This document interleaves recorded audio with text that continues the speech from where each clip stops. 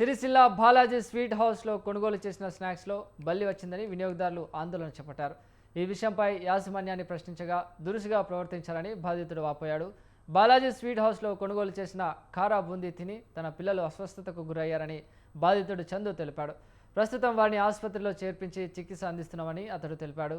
Food safety అధికారులు తనిఖీలు నిర్వహించి స్వీట్ హౌస్పై చర్యలు తీసుకోవాలని స్థానికులు కోరుతున్నారు.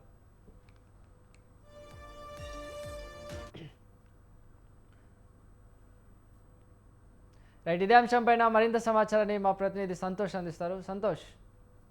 చిరంజీవి తినే ఆహార పదార్థమైనటువంటి మిక్చర్ లో బల్లి కనిపించడం ఒక కలకలమైన సంఘటన రేపింది. సో రాజన్న సిరిసిల్ల జిల్లా కేంద్రంలోని బాలాజీ స్వీట్ హౌస్ లో కొనుగోలు చేసినటువంటి మిక్చర్ లో బల్లి కనిపించిందని ఓ వినియోగదారుడు ఆరోపించడంతో ఒక్కసారిగా జిల్లా మొత్తం కలకలం రేగింది.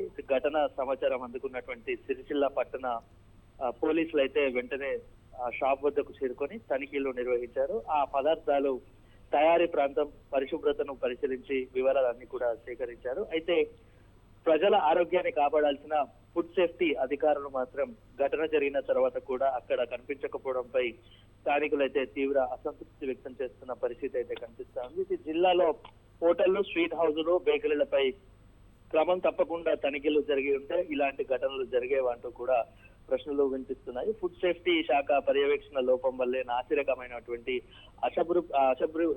అపరిశుభ్రమైనటువంటి ఆహార పదార్థాలు ప్రజలకు చేరుతున్నాయనే విమర్శలు కూడా వ్యక్తం అవుతున్నాయి. మొత్తంగా కూడా చూస్తున్నట్లయితే ఫుడ్ సేఫ్టీ అధికారుల నిర్లక్ష్యం వల్లనే ఇట్లాంటి ఘటనలు జరుగుతున్నాయి. క్రమం తప్పకుండా ఎక్కడ స్వీట్ హౌస్ లో, రెస్టారెంట్లను తప్పకుండా కూడా ఇన్స్పెక్షన్ చేసి అక్కడ ఉన్నటువంటి ఆహార పదార్థాలు నాసిరకమైన వస్తువులా లేక అన్ని నాణ్యత పరిమాణం లోపల లేకుండా చేస్తున్నారా అన్న విషయాలను పరిశీలించి తగు చర్యలు తీసుకోవాలంటూ కూడా ప్రజలు కోరుతున్న పరిస్థితి అయితే కనిపిస్తుంది. Right, thank you Santosh.